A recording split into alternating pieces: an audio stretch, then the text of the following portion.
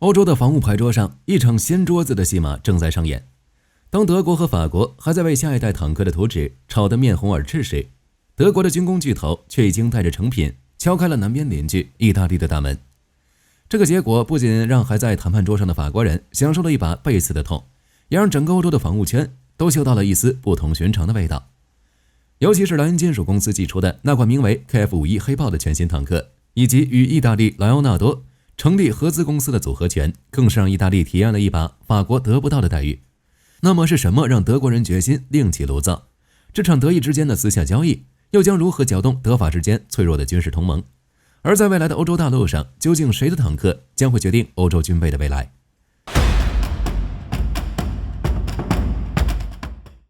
虽说德意合作有着历史渊源，但想要理解德意两国一拍即合的原因，还要看看柏林和罗马又面临着什么样的问题。德意联合又为什么成为了他们解决问题的选择？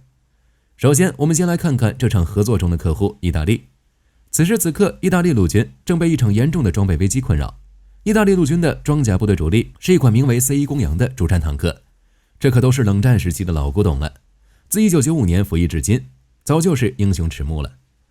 在21世纪的战场上，公羊的120毫米主炮威力也早已跟不上时代了，它的装甲防护更是难以抵御新一代的反坦克导弹。更要命的是，公羊的出勤和维护也是个大问题。根据这2年的数据，在意大利最初装备的200辆公羊中，能开出车库执行任务的只剩下了大约50辆。这样的直面实力，别说去履行北约的集体防卫承诺了，就连守好自家的国门都没什么底气。面对如此窘境，意大利人制定了一个非常务实的自救计划，并决定分2步走。第一步是短期续命计划，他们一边拿钱对现有的一部分公羊进行现代化升级，改进它的火控和动力系统，寄希望于让他们能再撑几年。而另一边，意大利则是向德国紧急采购了超过130辆现成的豹2 A8 坦克，并且用这批外援迅速填补了装甲部队的巨大缺口。不过，意大利的雄心并不止于此，他们可不想永远靠着买武器来缓解危机。而为了解决这一问题，意大利开启了计划的第2步——长期规划。意大利希望通过一次深度的跨国合作，不仅能获得一款属于自己的下一代坦克，更要借此机会引进尖端坦克技术，进而盘活本土的国防工业，让自己获得独立生产坦克的能力。而环顾四周的意大利看到了同样在欧洲巡视的德国莱茵金属公司，两人一看知根知底的患难兄弟，于是很自然的，意大利便向莱茵金属抛出了橄榄枝。而现在，让我们把视角切换到德国。此时，德国的莱茵金属公司所面临的则是一场严重的政治危机。前面我们提到，那个由德法2国政府主导的名为 MGCS 下一代坦克项目，已经因为德法无休止的政治扯皮和工业内耗，陷入了事实上的停滞。作为德国坦克工业的核心企业之一，莱茵金属算是被这个项目折磨得苦不堪言。眼看着市场机遇一个个溜走，自己却被绑在一条看不到终点的政治项目上。于是，莱茵金属就打起了自己的小算盘。他们要利用公司独立研发的 KF51 黑豹坦克，这个不需要任何政治审批的私生子，绕开德法 MGCS 的泥潭，直接去国际市场，寻找那些等不及 MGCS 项目但又有迫切换装需求的国家。这既是莱茵金属的一次商业自救，也是一次向德法2国政府施压的精明策略。而意大利正是他们眼中的完美客户。就在这样的背景下，一个急需技术和装备来重振军备，一个手握先进产品却被政治束缚，双方的需求完美契合在了一起。当然，光有需求还不够，德意2国能够友好合作，还得得益于2国之间良好的合作史。在之前的狂风以及欧洲战斗机台风这2个项目中，德国和意大利已经积累了数十年的合作经验，双方的工程师早已相互熟悉。这些便利的条件为双方合作扫清了不少障碍，但压倒天平的最后一根稻草，则是意大利国防工业自身的变化。就在双方合资项目敲定的前后，意大利国防巨头莱奥纳多完成了一项至关重要的收购。他将本国最主要的军车制造商依维柯防务车辆公司收入了囊中。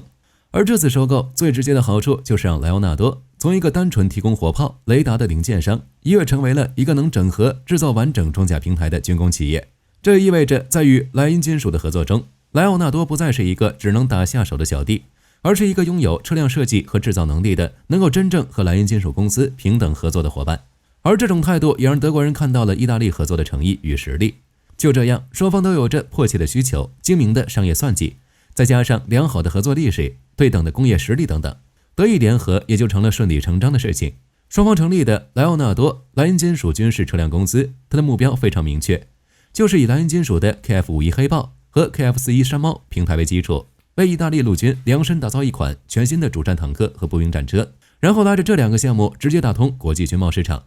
事实上，德国在对外武器合作的这条路上走的一直是磕磕绊绊。它既有过雄心勃勃却史诗级翻车的打脸经历，也有过堪称典范的合作案例，而曾经的经验也深刻地影响着如今的德国。而在其中，德国联合研发最惨痛的经历，无疑是上世纪60年代的西德和美国的联合主战坦克项目 MBT-70。当时正值冷战的高峰期，为了对抗苏联庞大的 T-64坦克集群，西德与美国决定强强联手，倾全力打造一款领先世界的坦克。这个项目的理念，即使是用今天的眼光来看，都堪称激进。这个项目结合了当时所有能想象到的黑科技，比如说 MBT-70 有着一门152毫米的2用主炮，它既能发射常规炮弹，也能发射橡树棍炮射导弹，真正实现了炮弹打不着就用导弹的思路。再比如 MBT-70 采用了先进的液气悬挂系统，能让整个车身像螃蟹一样趴下或抬起，以适应不同的地形。最特别的是，它的驾驶员也被塞进了巨大的炮塔里，与车长、炮手并排而坐，这在坦克设计史上可谓是前所未有的。然而，正是这些过于超前的设计，成了压垮项目的最后一根稻草。两国工程师在几乎所有的核心问题上都产生了致命的分歧。美国人追求的是功能全面的复杂系统，而务实的德国人则更看重机械的可靠性和实用性。双方甚至因为坚持使用公制和英制这2种不同的度量单位，而导致设计图纸混乱不堪，连零件都无法通用。最终在耗费了数亿美元制造出了10几辆问题百出的原型车后，这个曾经被寄予厚望的跨大西洋合作项目被正式终止。这次失败算是给德国人留下了心理阴影，但失败也不是什么坏事。德国设计师们后来吸取了 MBT-70 项目中的教训，回归务实和可靠的设计哲学，后续完成的结果就是一代传奇豹2主战坦克。不过德国的对外合作也并非总是不欢而散的，他们也有着堪称典范的成功案例。比如同样是在上世纪70年代，由德国、英国和意大利3国联合研制的狂风多用途战斗机。狂风项目之所以能够取得成功，其核心秘诀就在于参与国从一开始就有着明确、具体且高度一致的军事需求。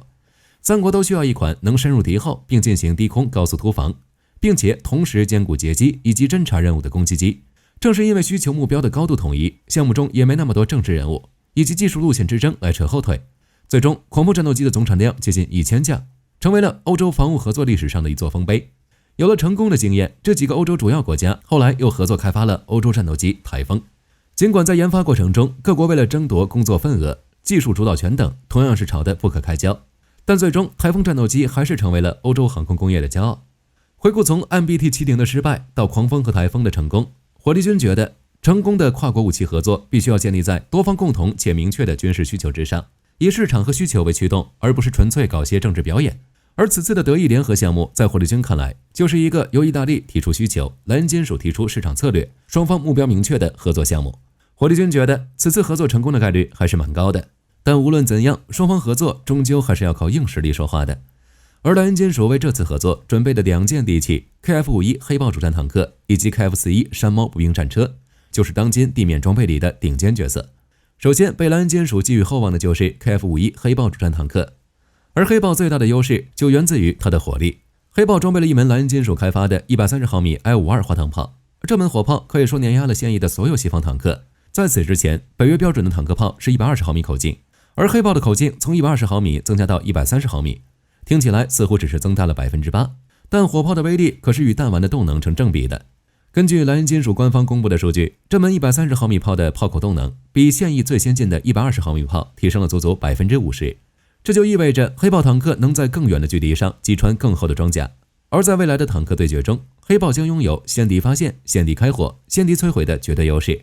为了伺候这门威力巨大的主炮，黑豹还配备了一套全自动的尾舱装弹机。这样的配置不仅将坦克成员从4人减少到了3人，还大大提升了火炮射速。根据设计方案，黑豹可以携带20发待发弹药，随时准备向对手倾泻死亡弹雨。在防护方面，黑豹也体现了全新的设计哲学。它并没有像传统坦克那样一味地堆砌厚重的装甲，而是将生存的希望压在了主动防御系统上。黑豹集成了一套攻顶防御系统，专门用来拦截类似标枪那样从天而降的攻顶弹药。与此同时，车体周围还装备了莱茵金属自家的攻击盾硬杀伤主动防护系统。这种防护系统能有效拦截敌方来袭的反坦克火箭和导弹。这种主动拦截加核心防护的理念，使得黑豹在保证高水平防护的同时，更是将战斗权重控制在了59吨左右。远轻于动辄超过70吨的其他西方主流坦克，说的就是你 M1A2 艾布拉姆斯。黑豹坦克更轻的重量就意味着更强的机动性和更低的后勤压力。而在坦克的大脑和神经系统方面，黑豹则是一辆彻头彻尾的数字化战车。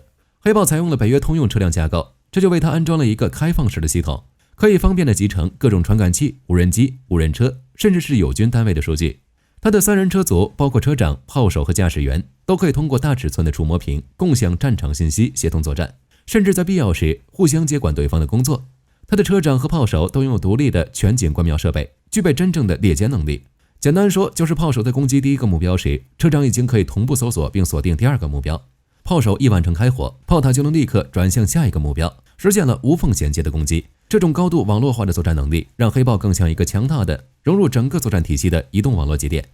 除了黑豹以外，我们再来看看它的最佳搭档 KF-41山猫步兵战车。如果说黑豹是冲锋陷阵的骑士，那山猫就是它身边最可靠的侍从。山猫最大的特点就是它极致的模块化设计理念。它的车体就像一个万能底盘，可以根据不同的任务需求，在几个小时内快速更换不同的任务模块。比如，它可以是搭载35毫米机关炮以及反坦克导弹的步兵战车，也可以变形为火力支援车、侦察车，甚至是战场救护车。这种一车多用的设计，在极大地简化了后勤保障的复杂性的同时，在火力和防护上，山猫也毫不含糊。它的长矛炮塔可以安装30到35毫米的机关炮，足以对付敌方轻型装甲目标，同时还能集成长钉 L22反坦克导弹，让它具备了威胁敌方主战坦克的能力。它的防护水平也远超其他同行，山猫的护甲足以抵御大口径机枪、炮弹破片和路边炸弹的袭击。当这样一辆拥有强大火力、高度信息化，并且能与步兵协同作战的山猫，搭配同样数字化、网络化的 KF-51黑豹身边时，这套组合将成为一个致命的地面突击集群。这就是德意合作项目，为意大利陆军乃至未来整个欧洲地面部队所描绘的场景。聊到这里，相信大家对德意装甲合作已经有了一个清晰的轮廓。它不是一次简单的军火交易，而是由市场和现实需求驱动，非纯粹政治口号主导的全新合作模式。而这场大戏的帷幕也才悄然拉开。德意合作的黑豹最终能否像他的前辈豹2那样，成为欧洲大陆新一代的通用坦克？而面对这个强有力的竞争者，步履蹒跚的德法合作坦克项目又将何去何从？关于他们的故事也将会在未来揭晓。如果你喜欢本期视频，别忘了点赞关注，也欢迎在评论区分享你的看法，或者聊聊你还知道哪些离奇的联合科研项目、惨遭翻车或是成就一代经典的案例，欢迎在评论区分享给大家。我是火力军，我们下期再见。好的，各位观众，今天给大家推荐一款 T 恤，不仅超有态度，还堪称性价比之王。首先，它超级轻，拿在手上轻飘飘，穿上身更是零负担，舒服到让你忘了它的存在。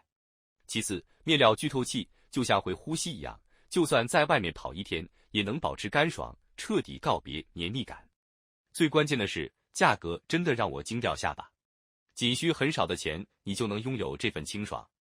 质量和舒适度绝对远超这个价位，闭着眼入都不亏，多买几件换着穿也毫无压力。链接已经给你们上了，这种宝藏 T 恤手慢无，赶紧去抢。